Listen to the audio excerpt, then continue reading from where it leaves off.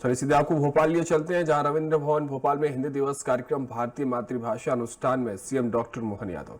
यानी कि हमारी लक्ष्मी हमारे पास ही हो, यानी कि स्वदेशी की आवाज को माननीय प्रधानमंत्री जी ने जिस तरह से सुदूर कोनों तक पहुंचाया है, और हम सबसे अपेक्षा माननीय प्रधानमंत्री जी की है कि हम इस सूत्र को अपनाएं। माननीय मुख्यमंत्री जी ने इस पोस्टर का लोकार्पण किया और दिव्य सज्जनों, मध्य प्रदेश के लिए बहुत ही गौरव का विषय है कि विक्रमोत्सव 2025 को एशिया के अशासकीय समारोह की विशेष श्रेणी में gold award, wow award Asia की टीम द्वारा प्रदान किया गया और पिछले दिनों यह पुरस्कार घोषित हुआ। और इस अवसर विशेष पर हम चाहेंगे कि माननीय मुख्यमंत्री जी को यह प्रदान किया जाए। आदरणीय दीपक चौधरी जी हमारे बीच उपस्थित है। हम चाहेंगे कि वे एशिया अवार्ड कमेटी की ओर से मंच पर पधारे और माननीय मुख्यमंत्री जी को ये बहुत ही महत्वपूर्ण अवार्ड। विक्रम उत्सव आप सब जानते हैं कि उज्जैन में कई दिनों तक अबाध रूप से चलने वाला उत्सव था, जिसमें लगातार गतिविधियां होती रही है। संभवतः एक ऐसा बड़ा उत्सव परिकल्पित हुआ है जिसमें कि सैकड़ों देख सकते हैं। विश्व रंग अंतर्राष्ट्रीय हिंदी ओलंपियाड, हिंदी माननीय भारतीय राजभाषा। पोस्टर आप करवाने वाले हैं ना, तो आइए ना, निमंत्रण का इंतजार मत करो, आप आ जाओ। इसके बाद है, चलिए, ये व्यतिक्रम होता रहता है। माननीय संतोष चौबे जी हमारे बीच उपस्थित हैं। दिव्य सज्जन रविन्द्रनाथ टैगोर विश्वविद्यालय कई सारी विश्व रंग से लेकर हिंदी को पक्ष में रखते हुए कई सारी गतिविधियां संचालित करता है। हिंदी ओलंपियाड इस विश्व की सबसे बड़ी गतिविधि संपादित होने जा रही है। मध्य प्रदेश से इसकी शुरुआत हो रही है और 30 सितंबर को इसका समापन होगा। सम्मेलन हुआ, विश्व रंग सम्मेलन हुआ, माननीय प्रधानमंत्री जी का संदेश भी उसमें प्राप्त हुआ था। उस समय यह निर्णय लिया गया था कि हम हिंदी के वैश्विक विस्तार के लिए एक विश्व हिंदी ओलंपियाड का आयोजन करें।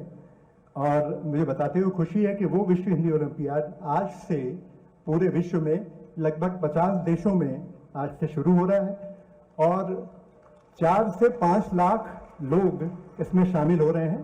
भारत के भी लोग हैं, बाहर के भी लोग हैं और 50 देशों में ये आयोजित हो रहा है। माननीय मुख्यमंत्री जी ने अभी पोस्टर रिलीज करके इसकी शुरुआत की है। सर, मेरा एक अनुरोध है, वो ये है कि मॉरिशस में जब हम लोगों ने ये प्रण लिया था तो उसकी शुरुआत आज यहाँ से हो रही है। इसकी समाप्ति अब हम कोलंबो में यानी श्रीलंका में जाके करेंगे। तो पूरे हमारे समुदाय की ओर से मेरा अनुरोध है कि शुरुआत भी आपने की और आप कोलंबो आएँ, श्रीलंका आएँ और वहाँ पे इसकी समाप्ति भी आप ही के हाथों से हो। आप समर्थन प्रकट करें इस बात को लेकर सभी लोग।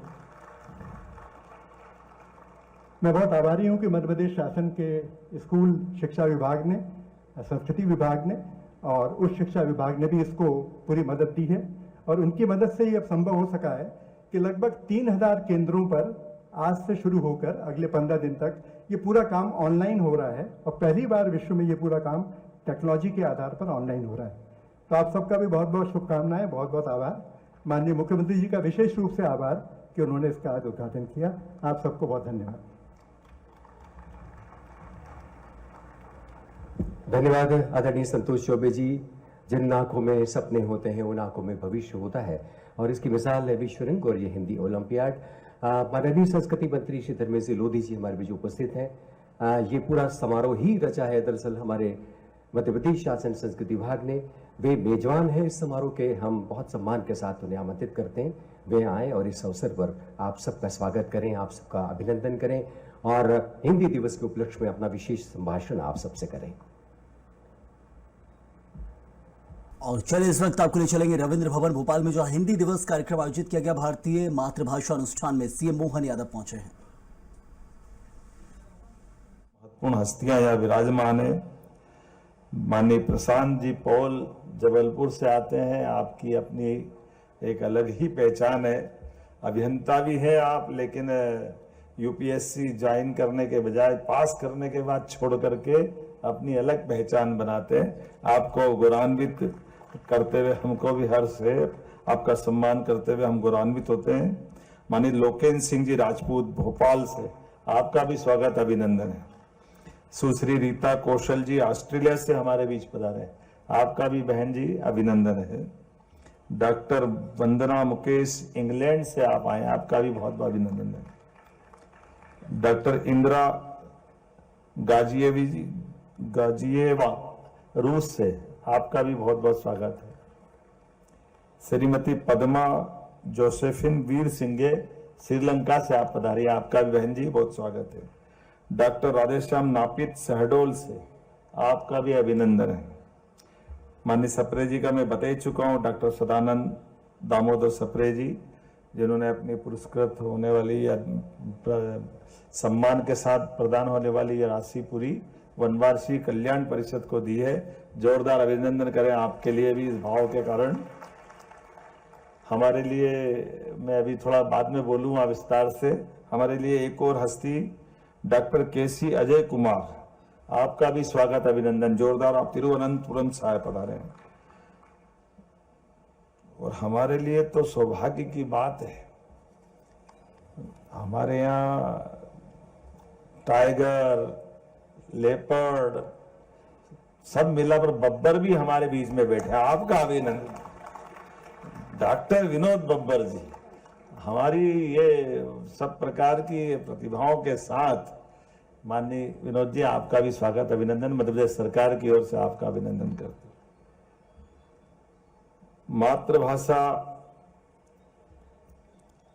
हमारे लिए खास करके कई प्रसंग कई प्रकार से है, और सच में हिंदी के लिए सभी भाषाओं के साथ दुनिया के अंदर ऐसा कोई देश नहीं जहां पर सर्वाधिक बोली और भाषा बोली जाती है, वो एकमात्र देश भारत है। जोरदार अभिनंदन अपने देश के लिए।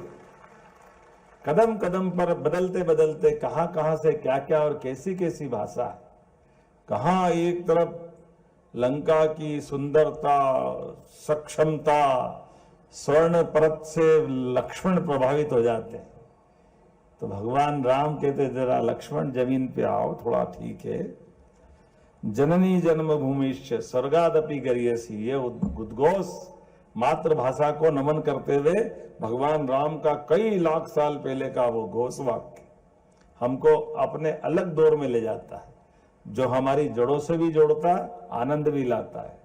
और आला उदल का 1000 साल पुराना इतिहास, बड़ा लड़ैया महुए वाले जिनकी मार सही ना जाए, एक को मारे दो मर जाया, तीसरा दोष खाए मर जाए, मरे के नीचे जिंदे घुस गए, ऊपर लाश दही सरकार। क्या क्या बोल रहे हैं, एक को मारे दो मर जा रहे, क्या कल्पना की है, गजब। ऐसी जो भावना आती है, और मरे के नीचे जिंदे घुस गए, देखो ऊपर लाश दही सर, डर के मारे क्या हाल हो रहे हैं, क्या कल्पना, क्या वर्णन किया है। आला उदल का वो हमारा अमर काव्य है, वास्तव में गजब है। और ये बात भी सही है, खूब लड़ी मर्दानी वो तो झांसी वाली रानी, क्या उनकी कविता और क्या स्मरण करते हुए। लेकिन ये बात भी सही कि कोई कवि ढंग का नहीं मिले तो बड़ी प्रतिभा भी रास्ते में रह जाती है, ये बड़ा नुकसान हो जाता है।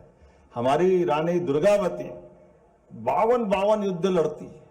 दुर्भाग्य के साथ मैं ऐसी आपसे एक निवेदन करूंगा, ऐसे हमारे महापुरुष और ऐसी हमारी महारानी रानी दुर्गावती सहित ऐसे इनके जीवन पर भी काव्य लिखा करके इनकी भी पाठ्यक्रम में जरूर पहुंचाना चाहिए।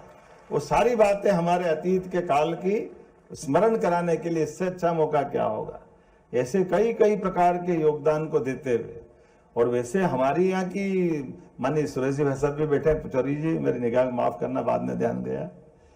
मैं इतना ही बताना चाह रहा था कि ये भोज की नगरी है, और भोज के शासन काल में कवियों की प्रतियोगिता होती थी, कविताओं की, और कविताओं की प्रतियोगिता के माध्यम से पूरे देश के लोग कवियों की कविताओं के आधार पे सुनने, और जिनने कविता तैयार की वो मंच पर आकर के अपने प्रस्तुतिकरण देने का आते थे। और ऐसा माना जाता था, वो थोड़ा पुरस्कार तो बड़े वाला है, एक एक शब्दों पर राजा भोज सोने की ईंट देते थे, एक एक, क्या इनाम मिलता होगा भगवान ही मालिक। एक एक शब्दों के ऊपर, कविता के रचनाओं के बलबूते पर। तो ये हमारी भाषा को हमारी कविताओं को प्रोत्साहन देने का कितना उज्जवल काल था।